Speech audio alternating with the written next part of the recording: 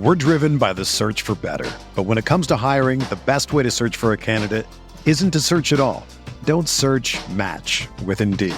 Indeed is your matching and hiring platform with over 350 million global monthly visitors, according to Indeed data, and a matching engine that helps you find quality candidates fast. Ditch the busy work. Use Indeed for scheduling, screening, and messaging so you can connect with candidates faster. Leveraging over 140 million qualifications and preferences every day, Indeed's matching engine is constantly learning from your preferences, so the more you use Indeed, the better it gets.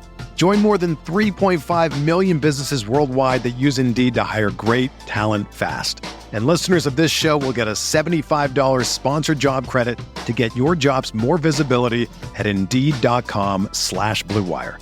Just go to Indeed.com/Blue Wire right now and support our show by saying that you heard about Indeed on this podcast. That's Indeed.com/Blue Wire.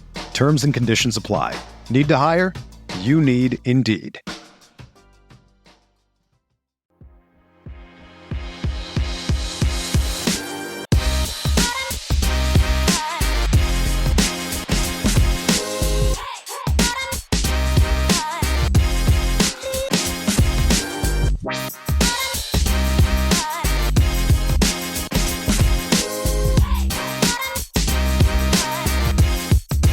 And we are back, ladies and gentlemen, with another episode of the Bearcast, presented by the Blue Wire Podcast Network.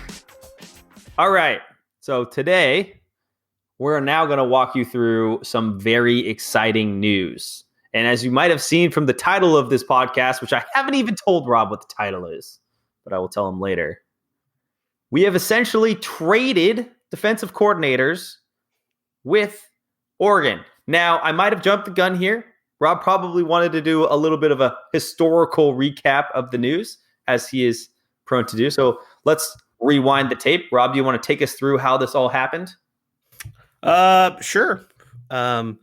We had reports on January 22nd that Oregon was looking at Tim DeRuyter. I believe it was before the 22nd. 22nd was announced. So let's backtrack even further. Andy Avalos leaves Oregon as the DC, becomes the new head coach at Boise State. They have a coaching vacancy.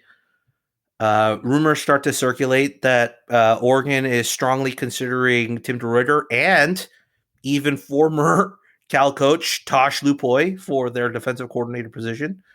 Then it starts to leak out on Oregon paid message boards that Tosh and Tim DeRuyter are like two of the three finalists. And then finally on the 22nd, it drops. And he is now the coach for the Oregon Ducks.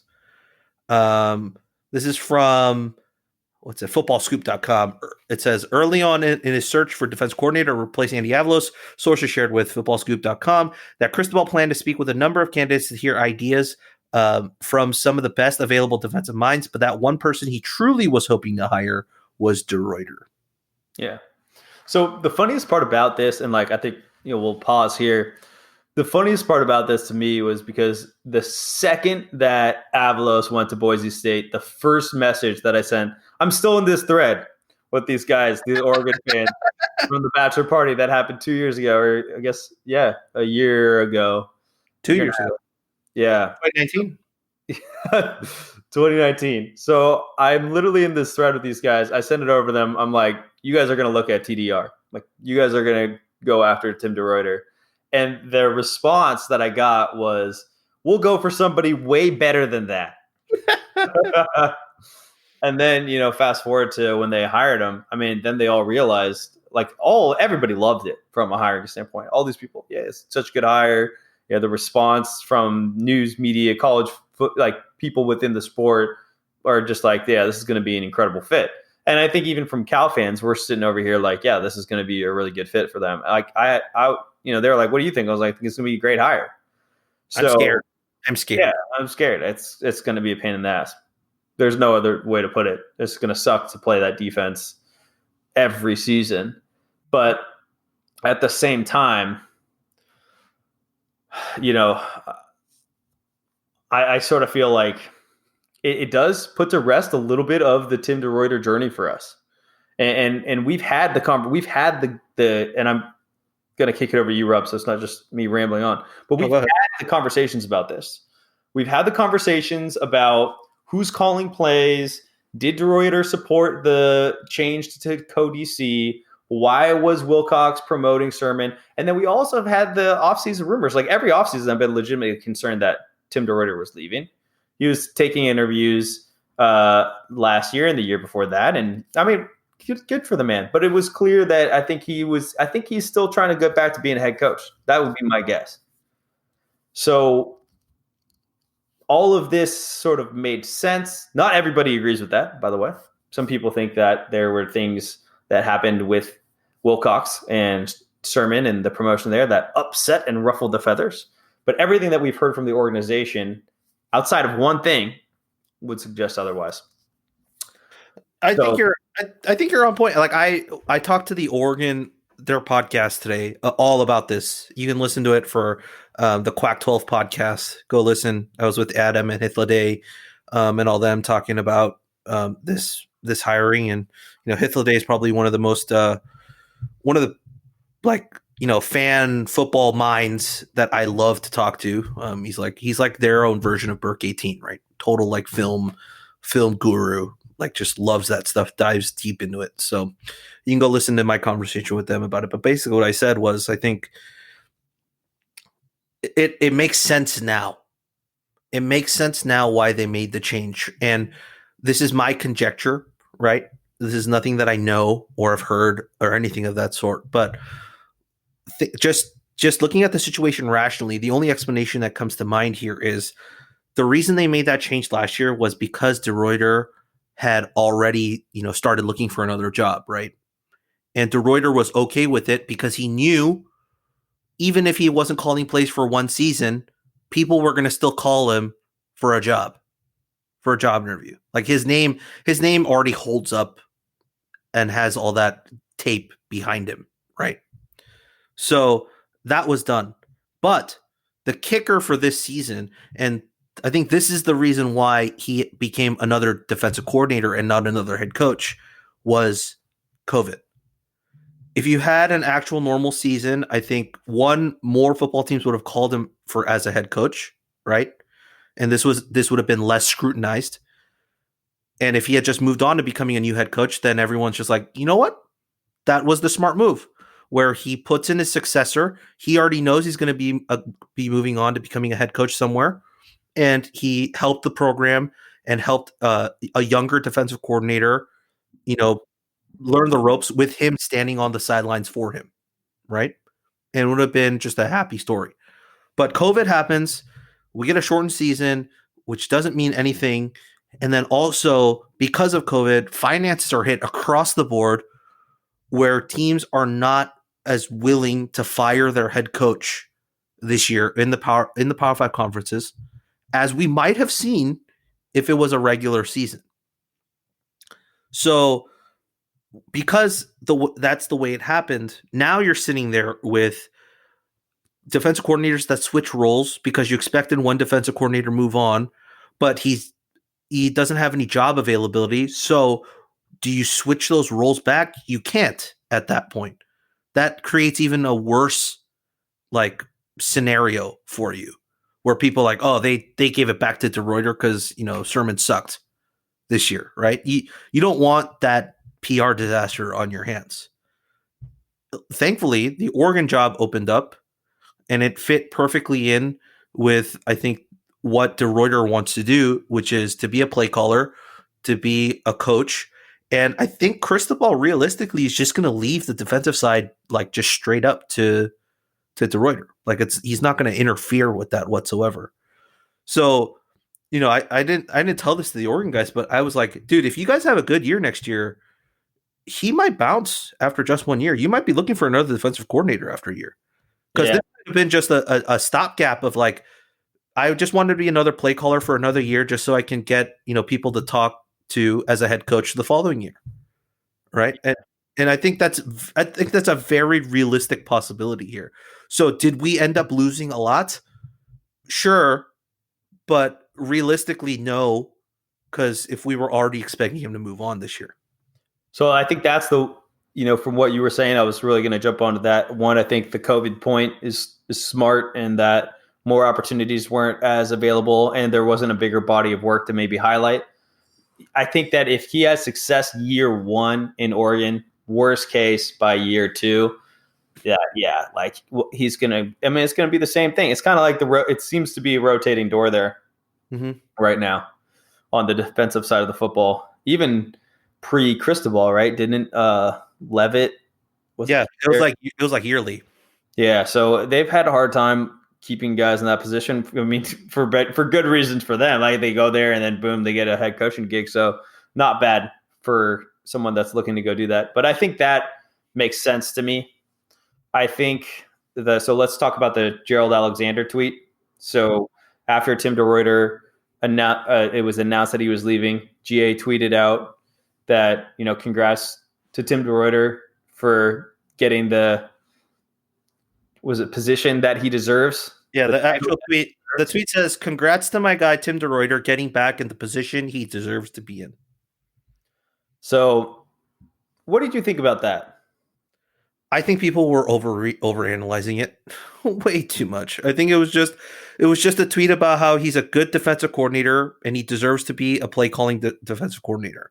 There's no ill will to say that the staff handled it poorly and they shouldn't have demoted him. I didn't read into that like that at all. It's just a dude he respects, and knowing GA's personality, having talked to him for so long, he's not the type of guy to subtweet like that. It's just a straight up, I respect you and I'm glad you got another opportunity for yourself. Done. It's true. I'm in that camp too.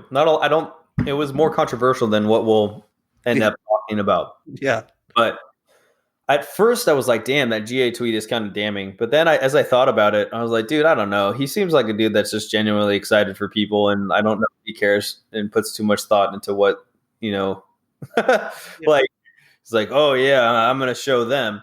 I also left on a really good note at Cal. It would be really out of pocket for him to just suddenly turn on that. I was interested in maybe asking that question to Trey later. But I think, all in all, let's introduce, take us through what happened just, today. Well, reports started coming out of who would be taking the Cal position, right? And there were a lot of, speculation starting to occur. And, of course, the big name on Cal fans, minds was, would they try to bring back Tosh? Because they tried to bring him on the first time when Wilcox first got here, right? And so the name's linked. They were like, are they going to try and bring him back? Every defensive availability. Yep. Is Tosh coming back? Yep. But then Coach Keith Hayward, who's the Oregon assistant head coach, co-defensive coordinator, and the safeties coach, that name started to pop up, and a lot more smoke started to appear until this afternoon when we got the official notification from a bunch of national writers saying that he is going to be hired. And then right before that breaks, Coach Hayward puts on his Twitter, thank you, Oregon, for my 4 years here. Oh, I thought that was super classy. I've never seen that before. He did that before the official news got there, so that the insider scoop, he got that out before the insider scoop, basically. Yeah. Because the rumblings were kind of happening, still not so much on Twitter, kind of on the boards. Yeah. And as soon as it still wasn't really the national reporters, and then he put that out, and then so I thought that was actually a pretty top class move right there versus what normally happens. Yeah, because have you looked at who's quote tweeted it and written about it, that post? It's most of the Oregon guys that he recruited and played or he coached, guys like Javon Holland, who's actually from Oakland. He went to Bishop O'Dowd. And he quote tweeted it saying something along the lines of I wasn't even considering Oregon until, you came in and started talking to me. Kayvon Thibodeau was like, this sucks. I thought, we'd be here together longer. a bunch of the recruits that he brought in, and his recruiting prowess speaks for itself. And I think Andy's like smiling and like super excited right now. All right, so yeah, let me tell you like why I like this so much. So all right, I think of like this as a trade, and that's SportsCenter was running the headline. I mean, I take lunch at 2:00, so I've been watching like NFL Live, and so I've been seeing the bottom line. The bottom line ticker was like Cal and Oregon swap DCs. It's like, have you ever seen that? Like, never. No. So that's on the headline, but the lower line. But anyways, I think that if you were to say, like, we knew that the rumblings were there. DeRuyter was looking. DeRuyter didn't really have that long-term lens. And you look at, there's two fundamental questions here. Will Tim DeRuyter be successful at Oregon? Yes. Will the Cal defense probably not lose that much by not having DeRuyter? Also, yes. And did we gain kind of what we needed? And I'll let you talk to this too, because I think you quote tweeted what I saw. But on the recruiting side, like, this is the growth that we need. And it's not like we need him to come in with Tim DeRuyter's like schematic, like, scheme or something like that. Like, we Wilcox is a gifted mind enough to have spent enough time with Tim DeRuyter to understand how to disguise and game plan. I'm not as worried about that loss versus what we return. And so I think as we were talking about it, if we had filmed this when DeRuyter announced he was leaving, we might have had more emotion to it. But now we've seen sort of what it has ended up in. I think it could be a big win for Cal. And in that we get this, I mean, dude, if you're talking about bringing in like those level of players, that is what we want, right? That's what we've been saying. So, I mean, now you're talking about Yates. Now you have Hayward. Like, Tui back in the day used to be a dynamite recruiter. We already know what Regal's done in Arizona. Dude, this staff can recruit like crazy. Yeah. I mean, we're not even talking about like Andrew Browning, who's now becoming like a stud coach. Like, I am genuinely afraid to say his name because I don't want people knowing about it. Yeah, what are you doing? Yeah, it's my fault. It's my fault. The tweet that Andy's referring to is there was a someone was talking about like who won this, like, quote unquote trade, and some dude posted on Twitter saying this is what he wrote, and I agree with this fully, and I think this was the best way that my thoughts, and I think Andy's thoughts were like succinctly said, which was both teams. Cal needed to get a recruiter to bring in talent. They have their play caller and a great scheme. Oregon lacked in scheme, but has enough recruiting. Both fill the need. Perfect. Like, so just to give you some background on like Hayward himself, right? Played 4 years at Oregon State, like that's his alma mater.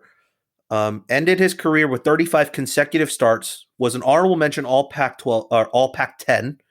He played professionally a little bit in the CFL, NFL Europe, Arena Football League, and then he became a grad assistant for Oregon State in 2005. Then he moved to Cal Poly and coached linebackers. Then he moved. Now this is where it gets fun, is because ever since Cal Poly and him coming back into the Pac-12, that's the only place he's ever coached outside of 1 year at Louisville. He's coached with the Ducks since 2017. He was a carryover from Willie Taggart's staff into Cristobal's staff. He coached at Washington. He coached at USC, and then also went back and coached at Oregon State. And the connection here is that Hayward was an assistant coach under Wilcox at Washington and at SC. And that's where the connection is to bring him in. Now, Andy smiles every time he thinks about this type of talent that Hayward brought in. And let me just name you a few players that he's either coached, right, just to show that he can coach guys to get to that next level, or the talent that he's brought in. So here are the names.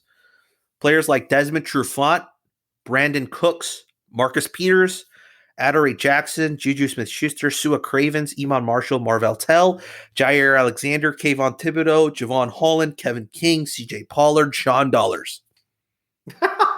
Crazy. That's insane. Just looking at that list, like it doesn't need to be said. He recruited the number one recruit in his class as the primary recruiter to the school he was working at, which was Kayvon Thibodeau to Oregon. Yeah.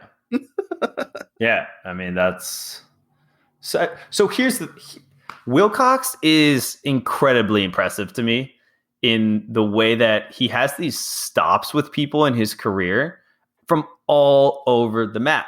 Yep. Boise State, Oregon, Washington, SC, and Tennessee, Wisconsin. So he has these stops, and he's able to make these relationships where somebody like that at a place like Oregon is like, yeah, I'll do this. Or Greatwood is like, yeah, I will. I'm near retirement. I will come down here and help you get this thing off the ground. Or even Tim DeRuyter coming in as a head coach, or Charlie Ragle. I mean, he just has, Marcel Yates. Like, the list goes on and on. This dude is just ridiculous in the way he just attracts people to him, and that is what just gives me so much faith. As long as Wilcox is here, the faith remains. That's my mantra these days. I was just thinking about this today, and let's look at the big picture, right, of what Wilcox is trying to accomplish here and why this coaching hire makes so much sense. Because think about it. You just mentioned it, right? You talked about Tim DeRuyter coming in, Bo Baldwin coming in, like a former head coach, and then all those assistant coaches. Most of those assistant coaches that he brought in weren't known as recruiters, right? They were more known to be developers of talent, like coaching guys. GA turned out to be one of the best coaches we've ever had on this campus, right? And then a bunch of the offensive guys as well, like Burl Toller coming back. That was huge. And you saw them implement the scheme and the fundamentals and the overarching, like the foundational pillars of this program on the football field, right? Off the field, that's a different story.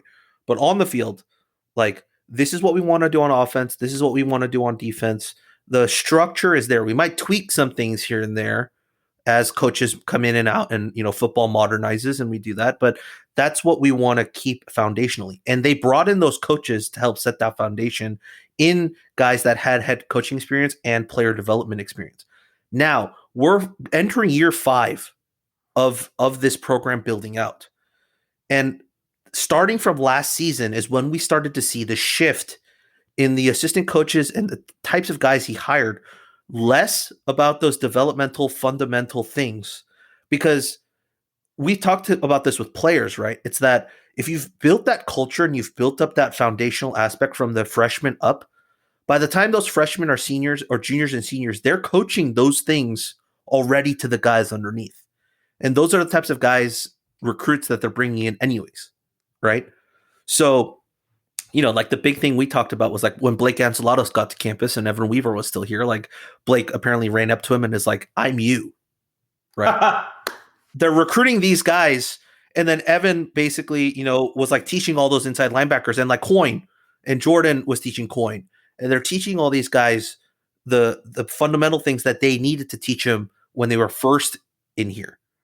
But now that's set, which is why Wilcox is shifting the paradigm a little bit in how he brings in coaches into guys that are dynamic recruiters that can bring in higher level talent, because the foundational aspect of the football side of things is there now to work with. Yeah. And now you're bringing in more elite talent that's going to be able to soak in all of that. And you saw that, right? If Wilcox wins 8 to 9 games next year, maybe 9 games, I'm giving them lifetime contract. That's like, I literally am so optimistic about the foundation we've had. I'm just so nervous on coaching. So nervous. I mean, it's crazy to think we've had, Wilcox for this will be year 5, and he's pretty much, his job's pretty safe. So it's like, however long he wants to be here, he can stay here right now. Like the only way I see this failing is like if he goes with like a 2-10 season back to back. Yeah, if we have a really bad season next year, people will get upset because there's still people out there that are like, tweet out the Wilcox is just Dykes with better PR, blah blah blah. I mean, I just find that that's with every fan base. Every fan base, you're going to find people that are the opposite of how things are going. Yeah, but I think it's going to be tough, man, because the excitement for what this could be will start to build up around next season and the year after, because that's when we get this year's class. I think really to start delivering is maybe the year 2, and then you like look forward to what we just talked about in the last podcast with Martin and Deo or Dominique. Sorry, Williams. So I think that I just want to make sure that we can have everybody kind of around to see the fruition of this thing. I definitely do too, and it's one of those like hires. Like that's the thing with coaching hires in college football is that it's not a quick turnaround. It's not a 1-year fix. Like Hayward coming in, right? Sure. Do we think he's going to be a good DB coach if he ends up being a DB coach? Absolutely, because his track record's there. And will we see that going into next season? I think we might because of the talent that we have in that room. But his other side, which is the recruiting side, will we reap the benefits right away? And that's what I don't know. We probably won't. But if he hits the ground running in 2022, in the 2022 class, and we like maybe pull our first 5-star recruit under Wilcox, like the excitement is just gonna build. Yeah, it's gonna explode. Yeah. Yeah. But overall, with these 2 hires, the switch, the trade, fair trade, good trade, like you're ready to move on and get this thing going. Yeah, I guess it's exciting for us. It's exciting for them. I think we'll probably lose to Oregon more than we would have if we had kept Tim DeRuyter. And but at the same time, it's really about more than that for us right now. And I think that this is setting us up for longer term sustained success than and it just allows us to reload on the defensive side of the football. When I hear you say like 4-star, 5-star recruit, I'm thinking, man, like they're going to come in defensively, right? That's where I'm thinking. And that's what I'm saying. It's like you look at this defense and you're like, damn, if we just had one interior lineman that was just a Vita Vea. Yeah, just like off the bat can play as a freshman. Impact. My goodness. Yeah. If we just had him, you're like, wow, what this defense could do. So I think, yeah, very exciting.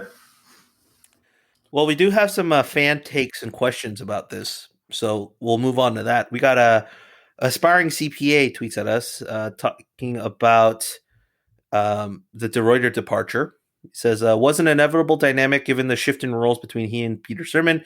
The funny byproduct is since Oregon was also considering Tosh Lupoy, many Cal fans have now descended back into the Lupoy derangement syndrome of should we or should we not bring him back? The LDR, Lupoy derangement syndrome. I like that. It's always going to be there. It's always going to be there. And I think to that point, the reason people were always wanted Lupoy back, at least the people in that camp, was because of his recruiting side, right? I think Hayward replaces that perfectly. It fills that void perfectly. Yep. 100%. No, I think the Tosh Love, man, it's hard. I wish, I worked with Tosh. Really, it seemed like genuinely good dude. Players loved him. Staff loved him. But we still we have, I don't know. I don't know if maybe I just moved on from this idea. And as you look at how people are navigating this situation now in recruiting and the shit that Tosh was doing didn't fly. Like this, it just wouldn't fly now, you know? And I think people change, but they don't change as much as we'd ever hope. Yeah. So if you're getting Tosh, you're getting Tosh with baggage and you're getting Tosh with risk. And so we can't imagine Tosh as just Tosh as he was, because we have to evaluate him as a professional. And as a professional, he was handing out cups of coffee that were filled with money instead of coffee to high school kids, and then helping them pass their classes. And then he left and, took recruits with him and bought himself a boat, or got himself a boat. Like, our obsession with I'm so happier with the Hayward hire than I am hiring Tosh. Like, it's like the retread. Tosh is the retread now. And he's also been out the college game. So I don't know. I don't love it as much as everybody else. I'm just kind of like, let it go. I mean, if he was hired as that role, this role that Hayward is taking now, would I have been hyped? Would I have been upset? No, absolutely not. But the thing with the Hayward hire is that it's equal, if not better, because he has a more recent track record. Right. We're driven by the search for better. But when it comes to hiring, the best way to search for a candidate isn't to search at all. Don't search, match with Indeed. Indeed is your matching and hiring platform with over 350 million global monthly visitors, according to Indeed data, and a matching engine that helps you find quality candidates fast. Ditch the busy work. Use Indeed for scheduling, screening, and messaging so you can connect with candidates faster. Leveraging over 140 million qualifications and preferences every day, Indeed's matching engine is constantly learning from your preferences, so the more you use Indeed, the better it gets. Join more than 3.5 million businesses worldwide that use Indeed to hire great talent fast. And listeners of this show will get a $75 sponsored job credit to get your jobs more visibility at Indeed.com/Blue Wire. Just go to Indeed.com/Blue Wire right now and support our show by saying that you heard about Indeed on this podcast. That's Indeed.com/Blue Wire. Terms and conditions apply. Need to hire? You need Indeed. But the thing is, when DeRuyter left and that void was open, we didn't know a guy like Hayward was on the table as an option for us to begin with. I think that's the issue, is that we had no idea we could even get a caliber recruiter like this. We thought Tosh was the top that we could get. Yeah. And I do wonder if, even if the staff was kind of like, yeah, Sermon, you'll go to full DC. And then I also wonder if Sermon was like, no, they're like, oh, hey, like this guy's interested. Can we bring him on co-DC? And he's like, yeah. I mean, that's the thing too. It's like Sermon could have just been like, yep, no, I want to be DC. And it just seems to be just me. No co. I want to be me. And it just seems like they don't have those egos. I mean, this could have, because here's the thing. It's technically, by a role standpoint, it's a lateral move, right? And probably a pay cut too, realistically. But the issue, the conversation that I think that had to have happened here was it needed to be like a powwow between Wilcox, Sermon, and Hayward. And sitting there going, look, we know you got overlooked for the defensive coordinator position at Oregon twice. Now, even as the co-DC, you got overlooked twice. So if you come down here and Sermon's on board with it, you're going to learn the ropes under Sermon. He's looking to be a head coach in a couple of years. You're the guy in waiting. If he finds a job after next season and is hired away, I'm not looking at anyone else. You're the next guy up. They got to hire you. That's a good sales pitch. I mean, but what sure, why not? But if that's kind of how the conversation went, and that's the balance of personalities and the egos and all coming to terms of how the dynamic is going to work, right? And maybe that's because that. So now we have 2 points of evidence of like why the DeRuyter Sermon switch happened and why Hayward's coming in. And if you put those two things together, that scenario of what we talked about today, right? Of like, it's us thinking of like, what's the most rational conversation that would have happened between these two separate parties? It aligns perfectly now that like they had those personalities in there to make that change the first time and to bring in Hayward this time. It just makes too much sense. Otherwise, it's just like a spite move that Hayward's making, just to screw you, Cristobal and Oregon, for not even considering me for the job. I also think, like, if you look at those guys, I mean, just because you said Wilcox, Sermon, Hayward, all former players, all of them, and I think that's a cool element too. Not a lot of staffs can say that necessarily. That all of them, they're just like younger former players. You can have older coaches that played back in the day, but these are guys that, like, as much as I start to think about Cal, and like from a brand standpoint, Cal football, how do you differentiate yourself? And what Herm Edwards has done to ASU, they want to be the pro program, but like, Cal is a pretty legit case. Hey, you're going to come in, you're going to get taught by people that have played this game at a very high level. Like, first and foremost, we have all played. We have all been in your shoes. So where you are today, I completely understand where you're at. It's cool. Yeah. I mean, that being said too, like, can you imagine if Sermon, Wilcox, and Hayward sat down? That's like, Wilcox is the connecting factor here, right? Because Wilcox played with Sermon. That's the connection there. And he coached with Hayward. And he's like sitting there like, can we all be friends? Like, you're my friend. I'm his friend. You're also my friend. I vouch for the both of you. Let's all just get together and just win some football games. Next question, Rob. Next question. Sid, who is also in a weird spot here because as I said, she's the one that's the Oregon. Yeah. She's at Oregon. When I asked about, DeRuyter's departure, she said, bittersweet, I guess. Haha. Who do you guys want to see in that position? Answered. They answered for us. Boom. Roasted. Sid, you're next. We're going to get you as a transfer. Don't you worry. All right. And then, then we had some things from Saman about, you trading your fandom for Aaron Rodgers coming to, All right. So let's do it. Why in the hell? Can you give me a legitimate explanation? Jay tried on Twitter. I said I still don't understand. Of what? Give me a legitimate explanation of two things. You have 2 shots at this. All right. Why are you running a cover 1 defense with 8 seconds left and the opponent has no timeouts?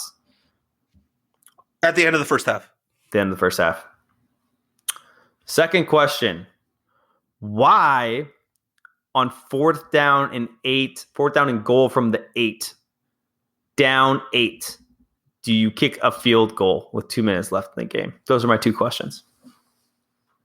The first one I have no answer to because I was just as baffled at the play call. Not only was I baffled at the play call, but I was baffled at Kevin King giving him outside leverage. Right? I understand what the play call is, but if the guy is right there behind you and running at you full speed, you do not turn your hips inward and give him outside leverage. Why would you do that? When it's Tom Brady. It's Tom Brady. As much as I hate Tom Brady, it's still Tom Brady. And if he sees that, he's going to try and take advantage of it. Because the worst case scenario, even if he doesn't catch the ball, it's a PI. Right? Because you're gonna be like overreaching and worst case scenario, it's a PI. So with 8 seconds left and a PI in the end zone. So, goal at the 1. I don't understand. The second point, the kicking the field goal. I once again do not have an answer. So people tried to tweet at me about this too, and they were like, "Well, you had to get 2 scores no matter what, right? Because you needed to convert the 2-point conversion."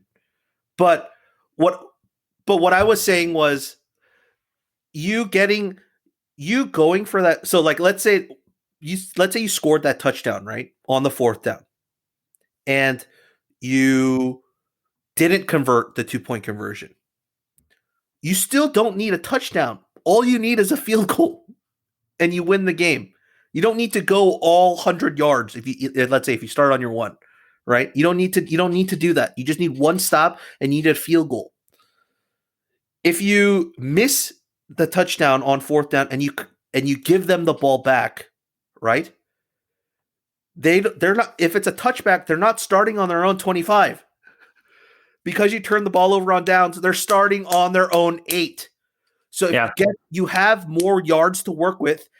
And that's the thing too, right? Remember right when they get like 8 yards on that 1st down, instead of they cause the penalty to give them the 1st down to save clock. You had more space to do that if you gave them the ball on the 8 and not on the 25. Yeah. Now they're in field goal range. I think people were missing. That was a big thing I think people were missing too. They're like, I thought that was so stupid. Like Tampa's running game had been abysmal. They weren't getting shit against that front line at all game. I mean, Fournette had that one amazing LSU throwback run. Yeah. But besides that, like Ronald Jones wasn't doing anything. Leonard Fournette was getting bottled up. Like in the end, like in the second half, it was just like passes. Flat. That's what did him. And that pass that got him 8 yards, right, was just a little quick out to the sideline. And it got them to the 8-yard line. Like, I don't think they pass on the 8. I really don't. No, they don't. I don't think they do because it's way too risky. Not and after Tom threw 3 ducks. Yeah. 3 of the worst interceptions I think I've seen. It was such an ugly game. The whole game was ugly. The whole second half was ugly. It was so winnable. Oh, so winnable. I mean, my poor buddy who's like diehard Packers fan. I was like, man, I don't even know what to tell you. Besides that, I'm coming to steal your quarterback. Like, Niners are coming. We're going to take Rodgers and we're going to go to the Super Bowl and like see you guys later because I don't know what the hell your coach is doing. I think Matt LaFleur the Packers have a legitimate case to fire him. That was probably the worst head coaching I've seen in a long time. And defensively, like you have to get rid of Mike Pettine or whatever. Like, yeah, the time management was egregiously bad. Like, it's just so bad. Oh my goodness. Yeah, we're on NFL talk. All right, I got one NFL question for you that I wanted to bring up, and then we have one basketball question, and then we'll close. NFL question: you as a Niner fan, do you trade for Aaron Rodgers or do you trade for Deshaun Watson? Well, everyone else would say you trade for Deshaun Watson. I was just explaining this today. I do not care. Just go get Aaron Rodgers. I was like, my friends were laughing at me. I was like, Jimmy G plus a first and a second. Is that good enough? No. They say no. But for Rodgers? Yeah. Not good enough. That might get you Matthew Stafford. He's 37. He's so old. He's 37, but he has 3 years left on his deal. And if you put him in the same echelon as Brady. like I know Brady for 4 years, he's going to play for 5 more years. But that's my secret. They don't have to know that. Damn. But if he really wants out, I mean, first, second, plus Jimmy G starting quarterback in the league. I mean, they're going to say like, thank you, but no thank you to Jimmy G because we have Jordan Love that we'd rather start. You get Jimmy G if you want him or not.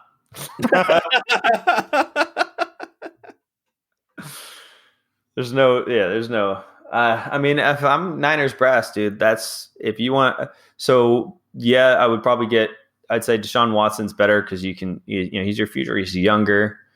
He's so good. I mean, I would be just as happy. I think I would be more happy if the Niners went and got Rodgers because he's obviously went to Cal. We passed on him. It's kind of righting the wrongs of the draft. The question is, does Rodgers even want to come here after they pass on the draft? Like, it's one of those things of like, does Rodgers still hold a grudge against the Niners? Would he say no if they agreed to a package for him? He's known He's known for those grudges. And I can't definitively say that Shanahan will be better at play calling in certain situations than Matt LaFleur. Because we all watched the Super Bowl twice. So we've seen that. I don't know. Let's talk basketball. Let's talk basketball. Scott Morita asks, with close losses to UCLA and USC in men's basketball over the last week and the return of Grant and Matt to the lineup, have your thoughts on the team and Coach Fox improved or changed in any way? Has Fox actually been coaching better? Well, let's go ahead and defer this one to you, Rob. All right. Here's my take. Has Fox actually been coaching better? Yes. You got to give credit where it's due. Like I wrote this article like 2 weeks into the season, right? Which was about how the percentage of threes that we're taking in relation to the overall shots we're taking, drastically different. Nearly a 20% increase in threes taken from last year to this year in relation to total shots taken. So now you know that the staff is like, all right, what's our strengths on this team? Perimeter shooting. Ryan Bentley, Mikhail Foreman, Matt Bradley, Grant Tisevich. It's 3-point shooting. So what are we going to do? We're going to let it fly, boys. We're just going to let it fly. Has that worked out? To a certain degree, yes, because it's kept us in games pretty well. And we've been on a tear shooting from beyond the arc over like the last 3-4 weeks. I dare say we might be the hottest team in college basketball in terms of shooting threes the last month, because I just don't see anywhere. Grant is now the leading 3-point shooter in the conference. And he missed a week of games because of an emergency appendectomy, and he's still the leading 3-point shooter in the conference. So crazy. It's insane. And Matt was out and he came back. And the worry I had with Matt was before he left, he was the lone guy on our team scoring and doing everything for us. When he left, the ball started to move a bit more because Matt was not there, and they needed to do that in order to create shots. That actually played out for us pretty well because now other guys were getting open looks from three to do so. There were a couple moments last week against SC when Matt came back where it would go to his hands and it would go to hero ball moments where he would just get the ball and not do much.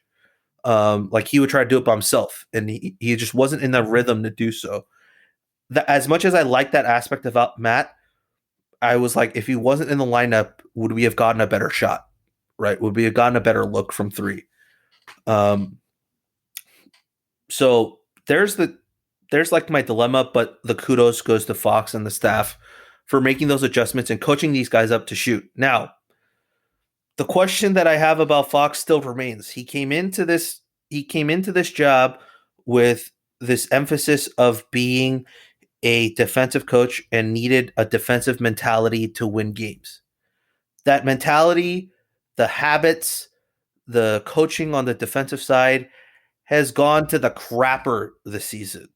We are arguably a worse defense this year than we've ever been in the last 4 years, including the Viking years. Like, this is a worse defense than that. They went out and got DJ Thorpe. They went out and got Lars Tiemann, who both at this point in time do not look like Pac-12 players. And this is year 2 with Lars, right? Just does not look like a Pac-12 center, defensively or offensively. Andre is our best guy, but he's undersized to play that position. Like, and you saw that against SC when he's playing guys like Mobley and the two Mobley brothers, right? He's just defensively can't handle that. He's way better as a stretch 4. So it goes hand in hand. Did he do the coaching adjustments well? Absolutely. But has he whiffed on recruiting, and has he ever gotten recruiting down well? No. And does it look like it's that on the upswing? I don't know. Like, you look at the recruiting class coming in next year, it's like Marsalis Roberson, who's like a 6'5" wing guy. Great. Then you got 2 centers coming in who are both undersized again in Obina and Sam. And now you have 5 centers on your roster, 2 of which don't look like they look like Pac-12 players, and 3 who are undersized. Like, I don't know. We can't keep trying to hit home runs with diamonds in the rough. Like, you can only take those gambles. Like, that was the thing with Konzo, right? Like, he brought in Ivan, he brought in Jalen, but in that same class, he brought in Roman Davis. Right. He was 8. You're allowed. You're allowed a Roman Davis if you bring in a Jalen and an Ivan. You can't win. You can't win in a Pac-12 conference if you bring in 3 Roman Davises. It just does not work. It does not work. And that's the issue I have here. Like, I don't know how many times I've said this. Like, I don't hate the guy. It's just he was the wrong hire for us. We're at a point in time where we couldn't hire a retread coach. We needed to just swing for the fences here. We were at rock bottom. There was no need to stabilize the ship. And basketball is one of the collegiate basketball is one of those one sports where 1 year can turn you around. You get 1 year of good recruiting, and that can vault your program, into the stratosphere. Yeah. It's the one sport that you can do that, right? And where does that impact happen the most? Recruiting. And where does Mark Fox not do well? Recruiting. And we haven't seen, the fruits of any of the assistant coaches come to fruition yet. Like Chris Harriman probably got us, the international recruits, but like Andrew, Coach Francis, like hasn't really. I don't think he hasn't been. He was the one that people were like, oh, he's a good recruiter. But like we haven't seen that come to fruition yet. And then like he kept Marty Wilson on from Viking staff, which all of us are like, why would you keep anyone on from this previous staff who was the worst coaching hire in Cal basketball history? I don't know. He like it's weird because he talks about like how he like has all these connections to all these coaches, and it's the exact opposite of Wilcox. Wilcox never talks about the coaching connections that he has, and yet always seems to bring in freaking amazing hires, right?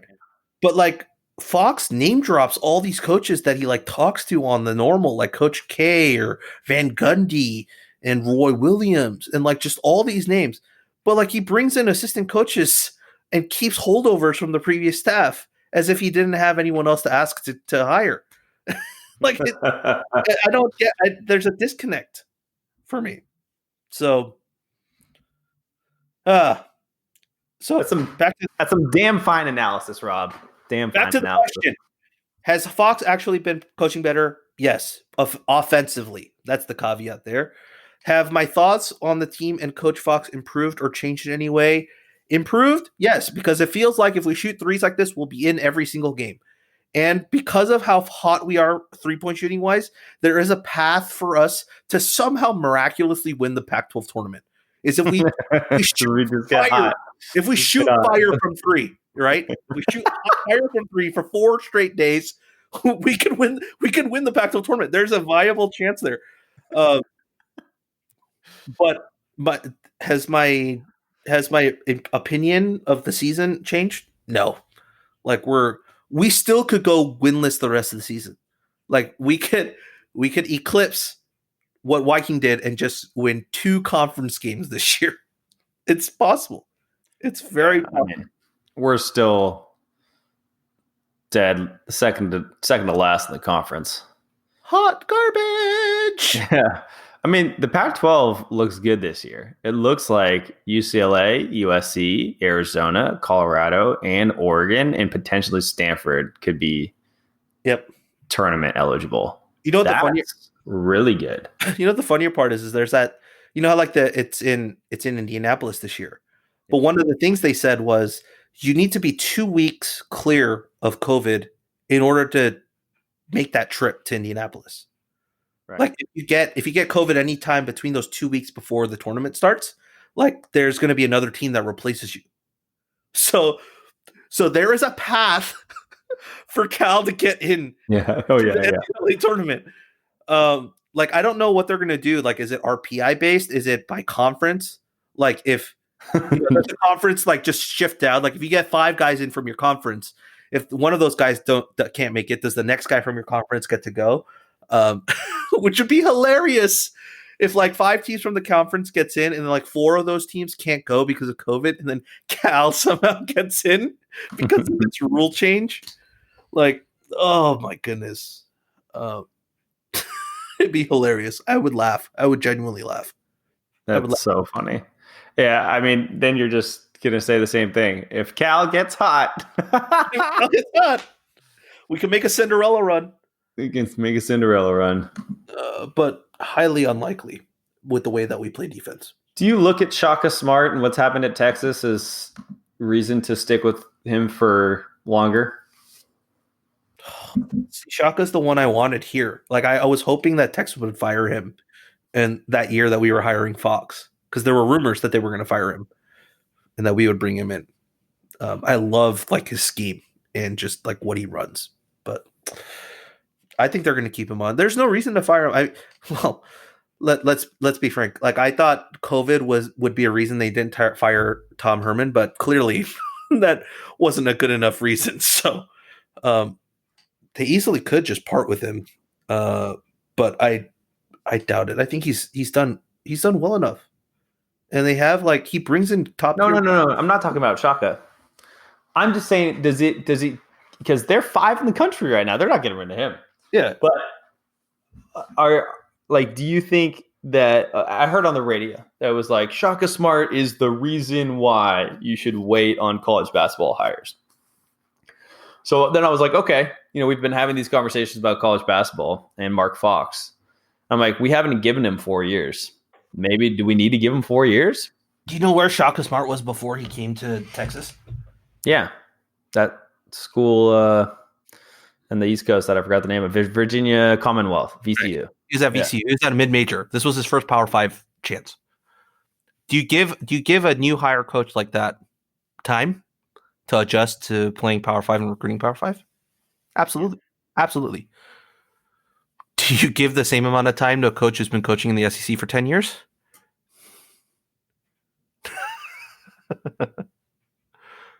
Right? Like, that's the thing. Like, if we hire Dennis Gates tomorrow, he gets 4 years, who's lighting it up with Cleveland State, even though he was an assistant with Florida State for that long, you give him like 5 years to do so, right? Yeah, like to make that trek, unless he's like abysmal, like Viking was, like it was just straight up, garbage basketball.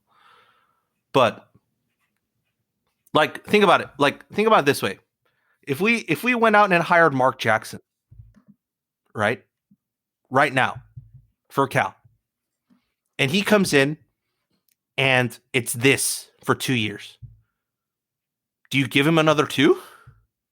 I don't know, but he would recruit better. I absolutely agree. But I think it's just one of those things where it's like, you already know what you get from a retread coach, right? There's no upside there. You already know what their ceiling is. They just don't think you can do it.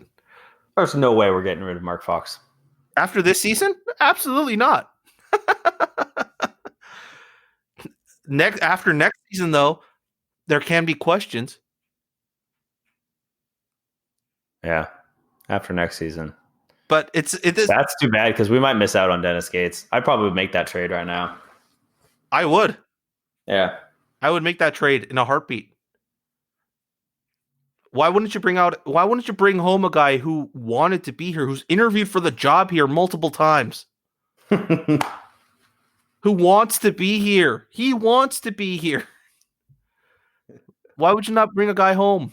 It sounds like it pains you physically. It does. It pains me more physically because of how well Cleveland State is doing this year. They're dominating. Yeah. Did you see Nick's article? It was like Dennis Gates, or his tweet, like Dennis Gates, or that Cleveland State was bottom 2 in their conference the year before, like the last few years before Dennis Gates arrived.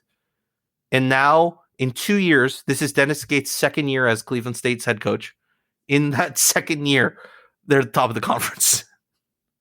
Yeah, I mean, that's the type of coach that we should be that's what I think. It was like, you're like, Mark Fox, 2 years, not a lot of time, but we kind of got to make this move. I mean, if you're a business, you're making that move. If you're Cal, totally different story. If you're any other Power 5 conference, you're making that move. Yeah. Or any other Power 5 conference team, you're making that move. Just not here. Like, remember when Alabama hired Avery Johnson and then like they fired him like 2 years after the job? Like, that's an NBA championship like finals head coach. Yeah. Yeah. You have 2 years and you fired him because he wasn't good enough. So, anyways, I think that's a good spot to leave it. Once again, you've been listening to the California Golden Bearcast. I'm Rob Huang. You can listen to us everywhere and anywhere. And if you're already listening to this, then you already found us. So good with that. If you're listening on Apple Podcasts, by the way, please give us a 5-star review. You can, I'm going to steal this from the Quack 12 podcast. Adam said you can give us a 5-star review and just say this is the worst podcast on the planet in the review. But just give us a 5-star review. You can leave us the worst comment in the world. But just give us a 5-star review. We'd appreciate it. You can find us on Twitter at Golden Bearcast. You can find me on Twitter at Rob11HWG. And you can find Andy at Andy JB Smode. You can find the rest of our written stuff at rightforcalifornia.com, where we got you covered for all things Cal basketball and all things Cal football and all things Cal related, which right now is a ton of news. So with that, we bid you adieu. And as always, go Bears. Go Bears.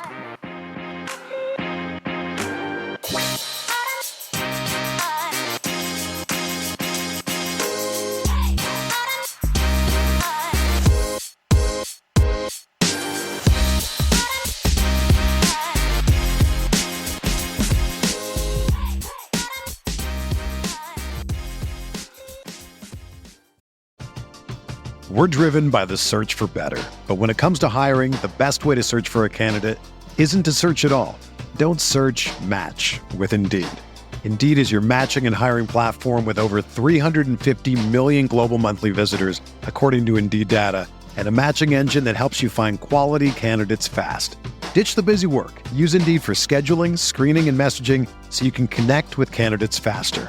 Leveraging over 140 million qualifications and preferences every day, Indeed's matching engine is constantly learning from your preferences, so the more you use Indeed, the better it gets.